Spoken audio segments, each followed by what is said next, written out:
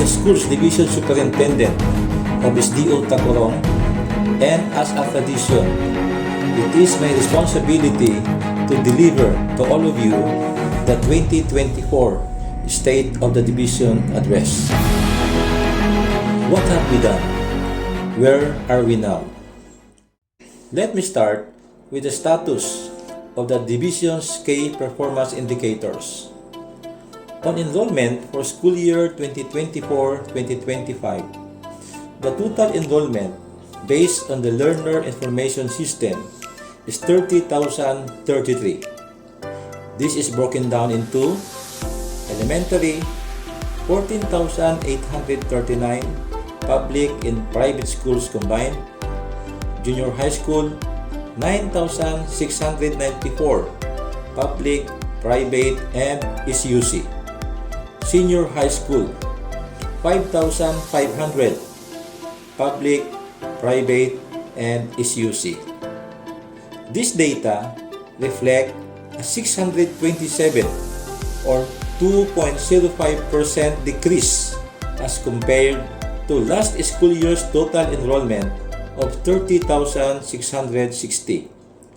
The net enrollment rate, or the percentage of learners with the official age for a specific grade level, we have 88% for kindergarten, 89.93% for elementary, 97.64% for junior high school, 87.46% for senior high school, or an average of 90.75%. This would mean that around 9% of our learners are overage for the grade level that they are currently enrolled in. Compared to last school year's net enrollment rate, elementary and junior high school posted a minimal decrease at 0.24% and 5.17% respectively. In terms of cohort survival rate, or the percentage of learners who progress from one grade or education level to the next, both kindergarten and elementary are at 100%. Junior high school at 91.65%, while senior high school is at 81.60% for school year 2023-2024. This information tells us that for the current school year, we need to have more doable initiatives to keep our learners in schools, since the decrease in senior high school means an increase in dropout rate. For completion rate, or the percentage of learners who successfully completed a given level of education within the expected time frame, a remarkable decrease was noted in all levels, but more significant for senior high school with a decrease of 13.22%. On inclusive education, SDO Tacurong continuously propels its initiatives. The alternative learning system registered a total enrollment of 738. The special needs education program catered 98 elementary and 7 high school learners who are categorized as self-contained. It is noteworthy to mention that we have mainstream learners of 81 in the elementary and 32 in the high school. Our LIS learner tagging resulted to increased number of schools with program support fund for SNED learners. A total of 14 elementary schools, 4 junior high schools, and 4 senior high schools. To improve more its implementation, our school heads and teachers were trained on SNED content and pedagogy and inclusive education. Special programs such as Special Program for the Arts or SPA in Tacurong National High School and Special Program in Journalism at San Emmanuel National High School are continuously supported. For the Arabic language and Islamic values education or ALIVE, the enrollment decreased from 1,967 to 1,684 in the elementary and increased from 449 to 542 in the secondary. Due to the sustained mapping of learners, there are 653 identified IP learners enrolled in the different public schools in the division. What are the milestones under the Curriculum Implementation Division? The SDO, through the Curriculum Implementation Division, gave focus to the implementation of the Matatag curriculum. For this year, all kindergarten, grades 1, 4, and 7 teachers from all schools, totaling 345, were trained last July 1 to 19, 2024. Significantly, the continuing enhancement program for teachers and schools is being sustained through the following learning and development activities: higher order thinking skills, professional learning packages or HAS-PLP for teachers teaching English, Science, and Mathematics in grades 7 to 10, participated by 121 teachers with 15 CPD units. SNED training for the 100 receiving teachers and school heads with 12 CPD units. TCEP school-based training of teachers on numeracy and literacy for select 131 K-3 teachers and school leaders with 8 CPD units. Training of 90 grade 4 to 5 mathematics teachers with 12 CPD units. Upskilling of 85 English teachers in language instruction with 15 CPD units. Training workshop for 71 teacher writers illustrators on the development of contextualized self-learning modules for Matatag curriculum in English 2 and Mathematics 2 with 15 CPD units accreditation. Consequently, the developed self-learning modules were quality assured, pilot tested, and will eventually be used and adopted by our schools in the division. Development of multimedia learning resources. As to the LRMS website utilization for the period January to November of this year, the utilization rate is at 42.23%. This means that out of the 181 grades 1 to 3 teachers and 6,213 grades 1 to 3 learners, or a total of 6,394 target teachers and learners, 2,700 visited our website from January to November 2024. These are initiatives under the Learning Resource Management section in collaboration with all the subject area supervisors.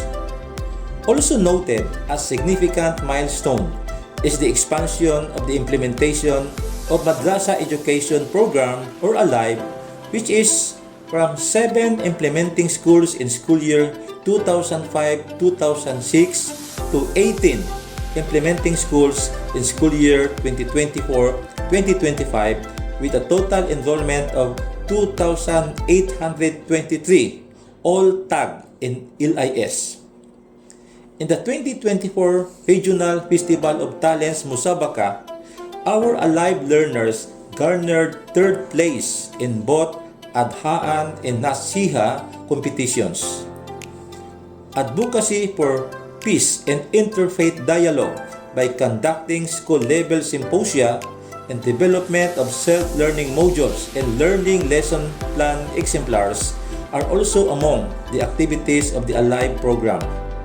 Learning outcomes as a measure of quality are reflected by the results of the National Achievement Test.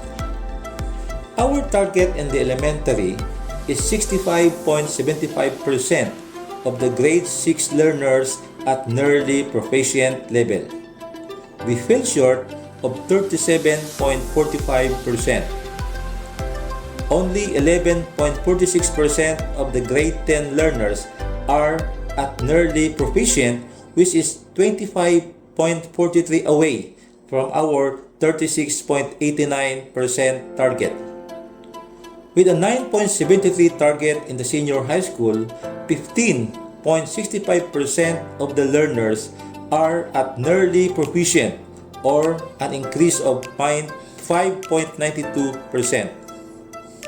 No learners achieve the proficient level for both grade 10 and grade 12. The entire data further revealed that most of the learners are at low proficient level.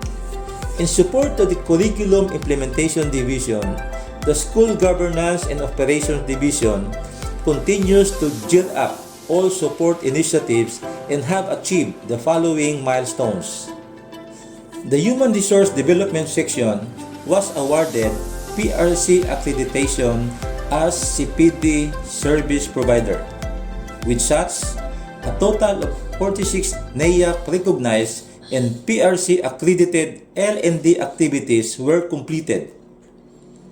From the time that the SDO is an accredited service provider, 22 L&D activities were evaluated and awarded CPD units through the initiative of the CID and SGOD.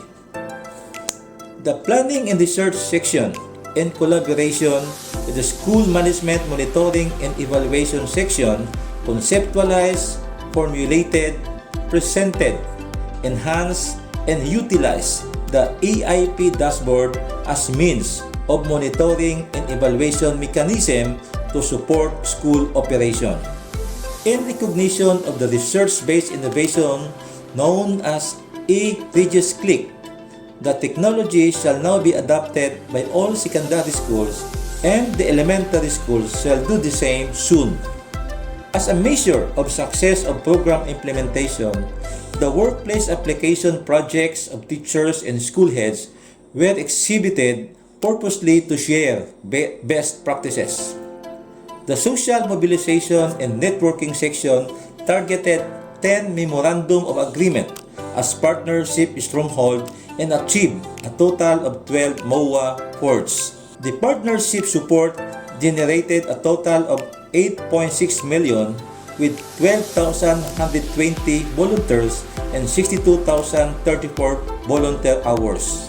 With the usual support of the city government through the local school board, 24 million was programmed for the priority projects to address gaps for classrooms and other basic school inputs. These projects are prioritized based on the school improvement plans. One of the major accomplishments is the construction of 3-unit, 3-classroom buildings at Upper Katungal National High School, Abang Suiso Integrated School, and San Pablo National High School.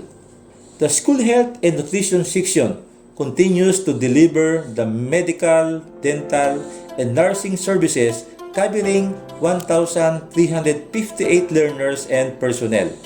The school-based feeding program has been extended up to April 2025 with 2,739 beneficiaries. The Youth Formation Division carried out the Learners Summit, where student leaders from different schools were gathered in one venue and provided them the opportunity to share milestones and experiences. The DRRM section has already completed the contingency planning as well as finalized the Public Service Continuity Plan as our guidebook in times of calamities and disaster. How did the other units in the OSDS supported various initiatives for schools? The on-time downloading of the school MOOE has been noted in all quarters of the year, which also means that our schools are prompt in the liquidation of their MOOE. The quarterly conduct of Division Financial Management, Monitoring and Evaluation Adjustment, or the FEMIA, has been institutionalized as a reporting mechanism. The supply inventory system has been put in place to capture, record, and report all assets and properties in schools and in the division office. The payroll unit, with the able assistance from the ICTU, who developed our division payroll system, has managed to pass the evaluation and validation done by the Regional Payroll Services Unit or RPSU. This resulted to granting our independence from the RPSU starting this December 2024. The continuous upgrading of the Enterprise Management System or EMS by the ICTU made the system wider in range to the benefit of all personnel. What shall be our focus? The SDO shall continue to support the schools through systematic provision of technical assistance, conduct of instructional supervision, and in-depth monitoring and evaluation. The school leaders shall prioritize providing instructional leadership to their teachers through monitoring, coaching, and mentoring. Master teachers shall be the content experts and demonstrate highly proficient practices to provide guidance to our proficient teachers. The data I have just presented showed that there is a felt need to focus to assessment gaps. Let us revisit the prerequisite skills and the competencies that our learners should be equipped with in order to acquire the desired 21st century skills for them to be competitive. At present, in partnership with the city government, we are working on the acquisition of a school site for the establishment of a new high school. This is aimed to improve access as well as address the persisting problem of congestion in Tacurong National High School. My dear fellow teachers, my DepEd family, let us not fail our learners and let us make its parents proud of their children. Let us be an instrument of their triumph.